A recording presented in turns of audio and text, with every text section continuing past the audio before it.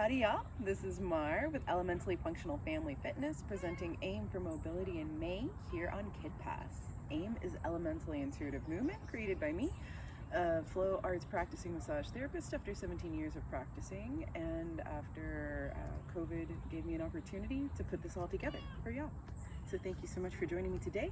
We'll be focusing on the first three levels. O, getting to know our guide. 1, finding our centers, and 2, expanding into our spheres.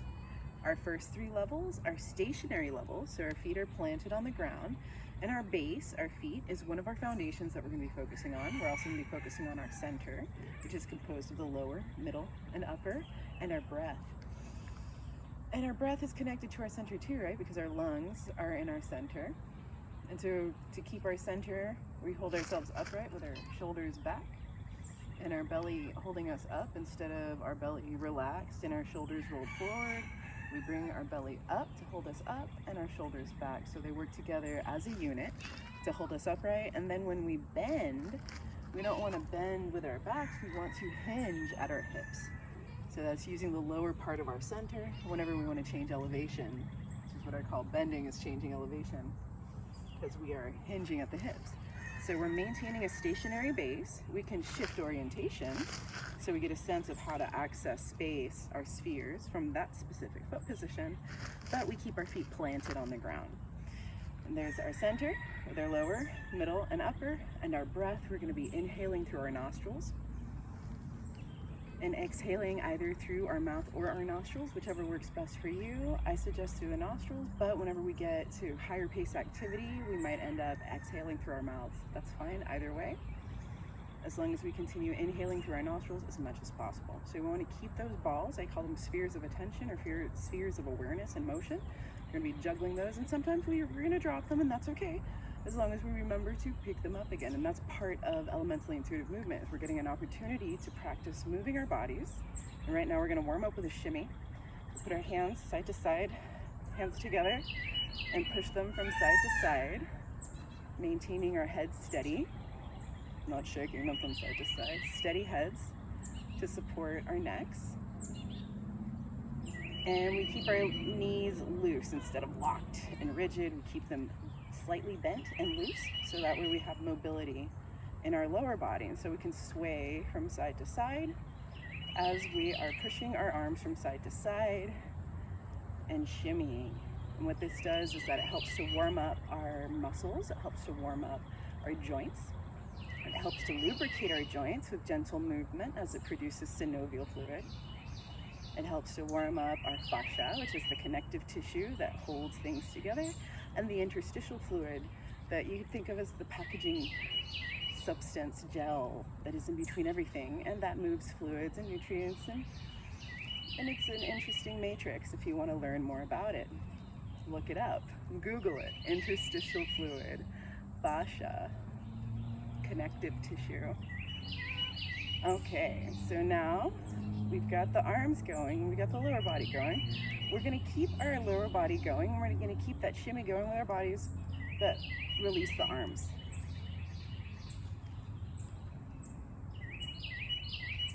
Remember to keep breathing through your nose. Keep your knees slightly bent.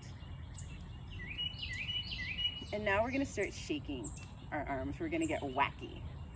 We are consciously kind, yes. We are collectively kind, yes. Collectively. And so you can think of it as getting high fives everywhere. We're waving at everybody. We're doing some jazz hands in all the directions, but we'll keep the shaking going. And I want you to concentrate, think about only your arms. And now keep your arms moving, but think about only your body. And now think about both of them at the same time. Do you feel the difference between paying attention to one and paying attention to the other and paying attention to both? And remember to inhale through your nostrils. Hold your chest upright, shoulders back, center up, hinging at the hips with our stationary bases. All right, so we're warmed up. Now we're going to start level O, getting to know our guide. And for level O, our hands are connected together. So between our hands connected together and our feet being stationary bases, we have limitations that force us to find creative ways to explore our spheres within those parameters. Our spheres extend to the ends of our hands in every direction. When we're exploring space with our hands connected to each other, we're more exploring our near sphere versus our distant sphere. And we can explore curvilinear motion or rectilinear motion as we move through horizontal planes, vertical planes, and diagonal planes. As we're moving through these planes, we want to maintain the planes, which means hold the motion as steady as possible. This is how we're training our muscles and providing some body weight training as we hold the position against gravity, which wants to pull our arms towards the ground as we gravitate towards the ground. So our muscles have to resist the force of gravity as we hold our arms away. The further our arms are from the center of our bodies, the more we're going to feel the force of gravity trying to bring us down towards the earth. The closer we have our arms into us, the less we're going to feel that force of gravity affecting us.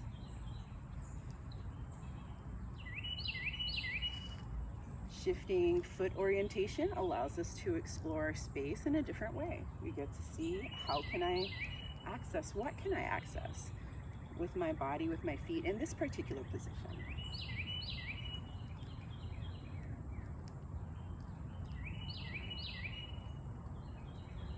Elementally intuitive movement is all improvised movement, so you don't have to do what I'm doing.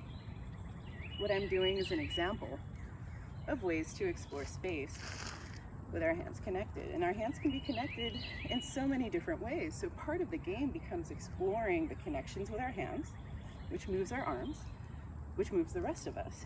And since our feet are planted as stationary bases, we have to adapt with the rest of our bodies to the movements created by our arms and our hands.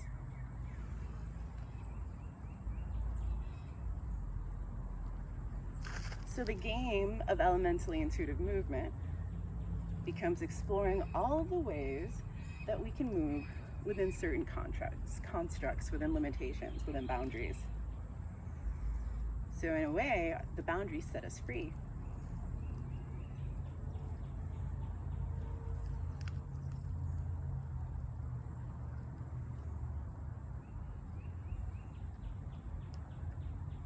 The more slowly we move, the more challenging it will be to maintain the plane, especially when our arms are far away from our centers.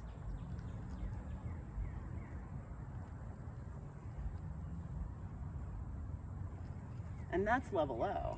Now we're going to move on to level 1, finding our centers. With level 1, our hands are connected to our bodies.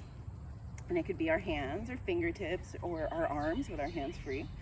As long as there's contact with our centers, we are finding our centers. Our feet are still stationary bases that we can shift orientation. But now we're maintaining contact with our bodies. And I like to think of level 1, finding our centers, as our self-massage level. So now this level, we can apply pressure by simply adding more weight or more force as we push into our bodies. Or we can squeeze with our hands. Or we could just lightly graze. It's up to you. It's your practice. You decide. As we're passing through, we can take this as an opportunity to thank our bodies and thank our vessels for carrying us through our lives. Because we couldn't experience what we're experiencing if we didn't have these bodies that we live in, our spaceships, to explore the world, or airplane, if you will. Because we are all heirs, expanding into resonance, but we are also heirs because we inherit this planet from those who came before us, and we will pass it on to those who come after. Now I've moved into 1.5. So 1.5, I still have a hand on my center. So I'm still finding my center with this hand, and it serves as an anchor to anchor my movements, and then my hand that's free, now exploring my sphere, is like a rudder that guides my motion.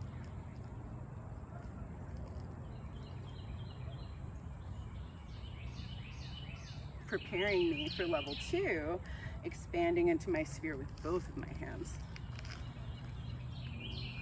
Kind of like to think of 1.5 as the secret level. And it's fun.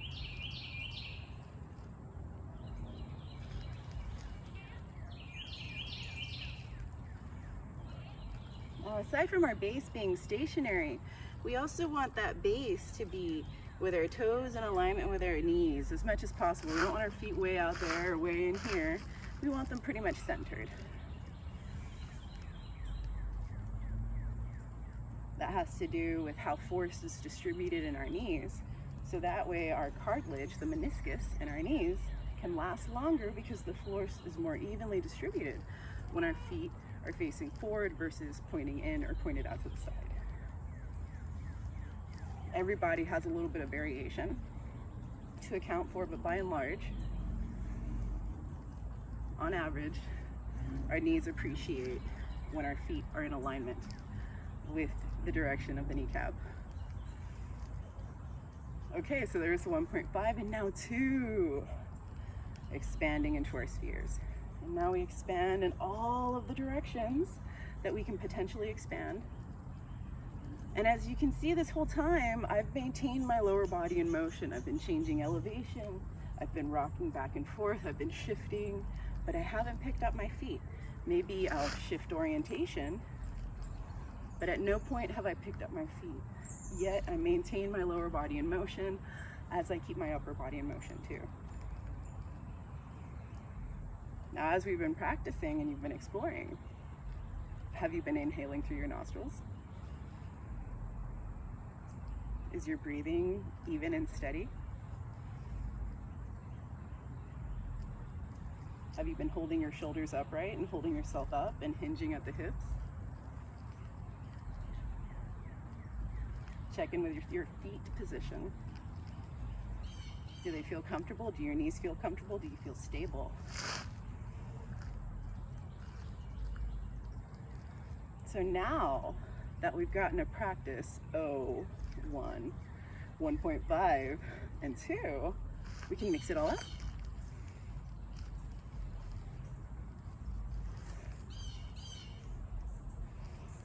You can do it in order.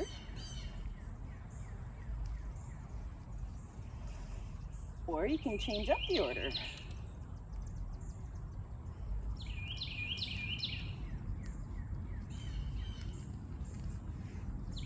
However you choose. Every day is a different day. Feel free to explore and mix things up. The beautiful thing about elementally intuitive movement is that every day is improvised. So every day our practice is different, although we stay within the same levels. So we have those foundations, breath, center, and base, to keep us focused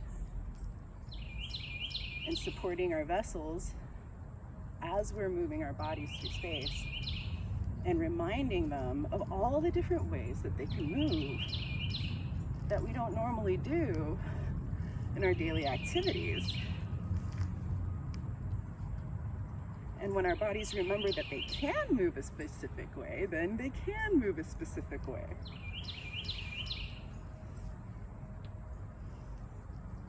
Practicing every day gives us an opportunity to check in with our bodies and see how we're feeling. Some days we may feel more mobile, capable, energetic than others. It's good to recognize and check in and see where we're at, so that if we need assistance, or if we need to ask for more space, or if we need to express that we have limited bandwidth today, we can.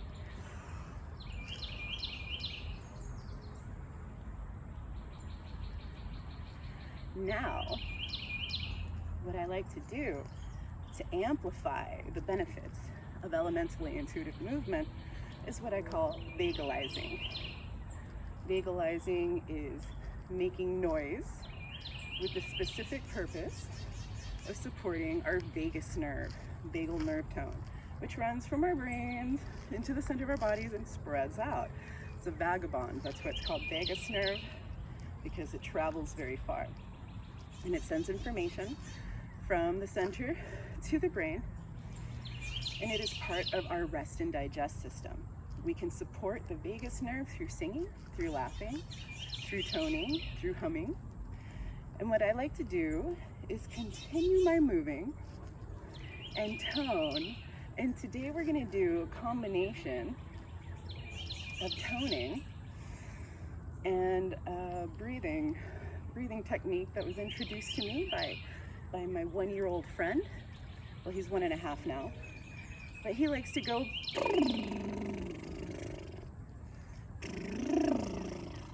And so I found that really helps to regulate my breathing in a different way. It changes things up for me. And then adding the noise